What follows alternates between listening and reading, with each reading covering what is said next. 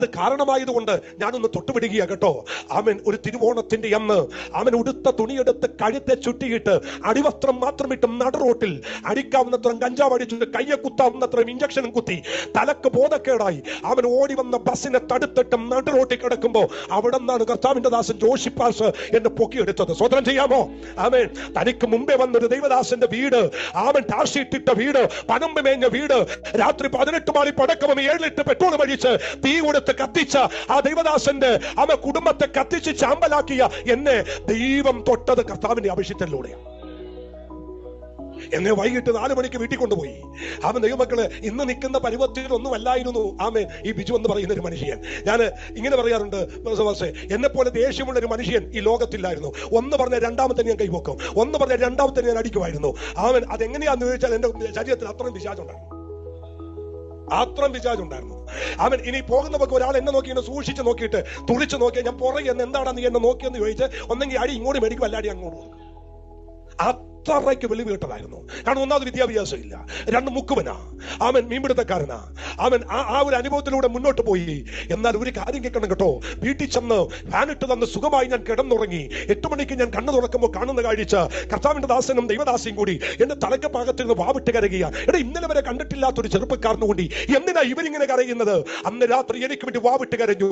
ഞാൻ കണ്ണുറക്കുമ്പോൾ ഞാൻ കണ്ട കാഴ്ച, ഞാൻ അറിയാതെ ഞാൻ മരിച്ചുപോയോ, ഇവരെന്തിനാ എനിക്ക് വേണ്ടി കരയുന്നത്? പാസ്റ്ററോട് ചോദിച്ചു, നിങ്ങൾ എന്തിനാ കരയുന്നത്? ആ പാസ്റ്ററിന്റെ മുഖത്ത് നോക്കിക്കൊണ്ട് പറഞ്ഞു, ദൈവത്തിന് നിന്നെ ആവശ്യമുണ്ട്. പക്ഷെ ഞാൻ ആദ്യമായി കേൾക്കുന്ന പ്രവചനമാണ്, ദൈവത്തിന് നിന്നെ ആവശ്യമുണ്ട്. ലോക രാജ്യങ്ങളിൽ ദൈവം നിന്നെ ഉപയോഗിക്കും, ആയിരങ്ങളുടെ നടുവിൽ ദൈവത്തിന് ഉപയോഗിക്കാൻ കഴിയും. ദൈവമക്കളെ, ഇന്ന് ആരെങ്കിലും ആദ്യമായിട്ട് ഈ മീറ്റിംഗ് കൂടാൻ വന്നെങ്കിൽ നിങ്ങളോടുള്ള ദൂതാകട്ടോ, ഈ കസേരയിൽ ഇരിക്കുമ്പോൾ അറിയത്തില്ല ദൈവത്തിന് നിന്നെ എങ്ങനെയൊക്കെ ഉപയോഗിക്കാനുണ്ടെന്ന്. അസാധാരണമായ നിലയിൽ ദൈവത്തിന് നിന്നെ ഉപയോഗിക്കാൻ കഴിയും. ഒരു നിമിഷം മതി എന്റെ ദൈവത്തിന് നിന്നെ തൊടാൻ, നിന്റെ ജീവിതം മാറ്റിമറിക്കാൻ, നിന്റെ നിലവാരം മാറ്റിമറിക്കാൻ ദൈവത്തിന് ഒരു നിമിഷം മതി. മാറ്റിമറിക്കാൻ ദൈവത്തിന് ഒരു നിമിഷം മതി. അന്ന് രാത്രി ഈ അഭിഷേകം പ്രാർത്ഥിച്ചു. ഞാൻ ഇറങ്ങാൻ നേരത്തെ പാസ്റ്ററിനോട് പറഞ്ഞു, പ്ലീസ് ഒരു വാക്കൊന്ന് പ്രാർത്ഥിച്ചോട്ടെ. എനിക്ക് പ്രാർത്ഥന ഇഷ്ടമല്ല, എനിക്ക് പ്രാർത്ഥനക്കാരെ ഇഷ്ടമല്ല. പാസ്റ്റർ പറഞ്ഞു, എന്നാലും ഒരൊറ്റ വാക്ക് പ്രാർത്ഥിച്ചു. ഞാൻ ഇന്നും ഓർക്കുന്നു, അടിച്ച് താഴെ വീണു, നിലത്തിറന്ന് എഴയാൻ തുടങ്ങി. പാസ്റ്ററിന് അവിടെ സോഫ സെറ്റ് കൊണ്ട് അടിച്ച് ഞാൻ തെറിപ്പിച്ചു. എന്റെ ശരീരത്തിൽ നിന്ന് ദുർഭൂതങ്ങൾ ഇളകാൻ തുടങ്ങി. എത്ര എണ്ണത്തെ ഇറക്കുന്ന എനിക്കറിയത്തില്ല. എന്റെ ഈ വിരലുകളൊക്കെ നിങ്ങൾക്ക് കണ്ടാൽ അറിയാം, എവിടെയൊക്കെ മുറിവ, ഗ്ലാസുകൾ ഇടിച്ചു പൊട്ടിച്ചു. ഒരൊറ്റ ജനച്ചില്ല എന്റെ വീടിനില്ല. ഞങ്ങളുടെ വീട്ടിൽ ഒരൊറ്റ അലമാരിക്ക് ഗ്ലാസ് ഇല്ല. 5 പ്രാവശ്യം എന്റെ സ്വന്തം പിതാവിനെ കൈവെള്ളയിൽ കൊല്ലാൻ പിടിച്ചു. ഒരു പ്രാവശ്യം പൊക്കിയെടുത്ത് ചത്തെന്ന് പറഞ്ഞ് ബോധം കെട്ടു. അന്ന് ഞാൻ അപ്പം ചത്തെന്ന് പറഞ്ഞ് നാട് വിട്ടു. രാജീവ് ഗാന്ധി മരിക്കുമ്പോൾ ഞാൻ തമിഴ്നാട്ടിൽ ഒളിവിലാണ്. അപ്പം ചത്തെന്ന് പറഞ്ഞ് അത്രയും പിശാച് ഉപയോഗിച്ചു. എന്റെ ശരീരത്തിൽ നിന്ന് ദുരാത്മാക്കൾ ഇളകാൻ തുടങ്ങി.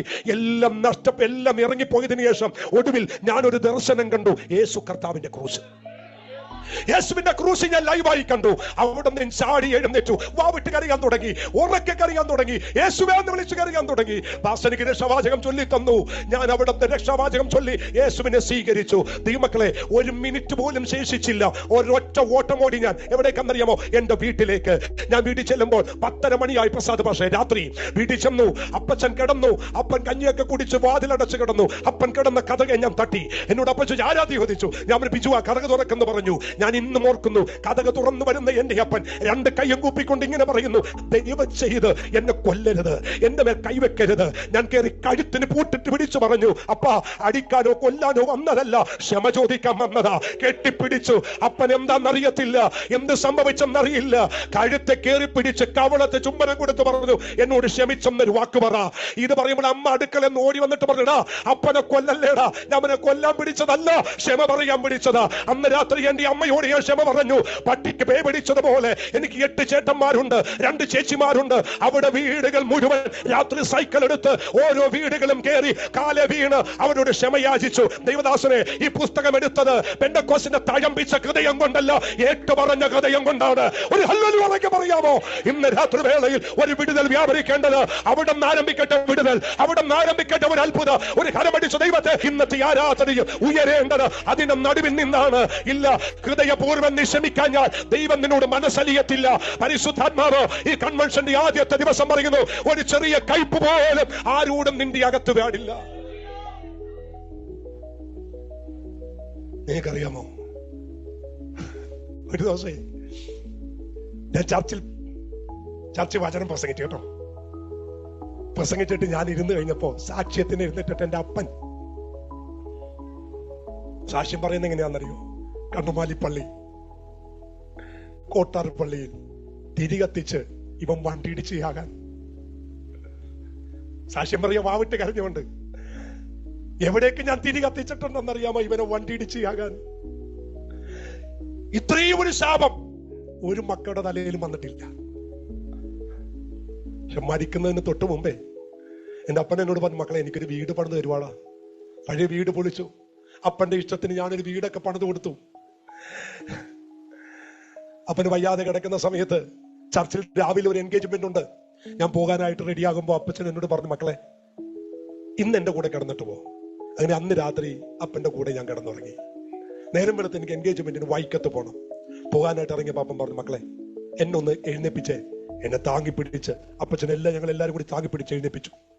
മുട്ടുകുത്താൻ പറഞ്ഞു. മുട്ടുകുത്തിയിട്ട് രണ്ട് കൈയും തലയിൽ വെച്ചിട്ട് പറഞ്ഞു, കർത്താവേ ഇഷ്ടംപോലെ ശപിച്ചതാ കർത്താവേ, ഇഷ്ടംപോലെ തിരി കത്തിച്ചതാ കർത്താവേ, എന്റെ കുഞ്ഞിന് കൊടുക്കാൻ ഒന്നുമില്ല കർത്താവേ, അവൻ അനുഗ്രഹിക്കണേ. രണ്ട് കയ്യും വെച്ച് അനുഗ്രഹിച്ചു പാസ്റ്റേ. ഞാൻ അവിടുന്ന് വണ്ടിയും എടുത്ത് ചർച്ചിന്റെ ഗേറ്റ് തുറക്കുമ്പോൾ എന്റെ മൂത്ത ചേച്ചി വിളിച്ചിട്ട് പറഞ്ഞു, മോനെ നീ എവിടെ എത്തി? ഞാനിപ്പോ ചർച്ചിലുണ്ട്, തിരിച്ചു പോര്. അപ്പച്ചൻ ദൈവസേനയിൽ ചേർക്കപ്പെട്ടു. അവിടെ നിന്ന് തുടങ്ങിയ ഒരു അനുഗ്രഹമാ. ദൈവത്തിന് സ്വതന്ത്രം ചെയ്ത് ഇന്ന് വരെ അനുഗ്രഹം നിലച്ചിട്ടില്ല കേട്ടോ. ഞാൻ 30 വർഷമായി യേശുവിനെ പ്രസംഗിക്കുന്നേ. ദൈവം സാക്ഷിയായിട്ട് പബ്ലിക്ക് പറയാ, പ്രസാദ പക്ഷെ ഒരാളോട് പോലും പിണങ്ങി ഞാൻ കിടന്നുറങ്ങത്തില്ല. എനിക്ക് ആരോടെങ്കിലും ഒരു പിണക്കമുണ്ടെന്ന് തോന്നിയാൽ എത്ര കിലോമീറ്റർ വണ്ടി ഓടിച്ച് ചെന്ന് ഞാൻ മനുഷ്യരോട് ക്ഷമ ചോദിക്കും. അതിനെനിക്കൊരു മടിയുമില്ല. ഞാൻ താണുന്നുകൊണ്ടോ എന്റെ അവൻ ഇമേജ് പോകുമെന്ന് എനിക്ക് അത് വിഷയമല്ല. എനിക്ക് വിഷയം എന്റെ ദൈവമാണ്. ഞാൻ കണ്ടതായ ക്രൂസ് ക്ഷമയുടെ ക്രൂസാണ്, സഹനത്തിന്റെ ക്രൂസാണ്. അവൻ ക്ഷമിക്കാൻ നമ്മെ പഠിപ്പിച്ച ക്രൂസാണ്. അതുകൊണ്ട് ഇന്ന് ഈ ആലോചന കേൾക്കുക. അന്ന് അവർ തമ്മിൽ വൈരമായിരുന്നു, എന്നാൽ ഒരൊറ്റ കാര്യം സംഭവിച്ചു. യേശുവിന്റെ ക്രൂസ് അവിടെ നടുവിൽ വെളിപ്പെട്ടപ്പോൾ അവിടെ വൈരം മാറി.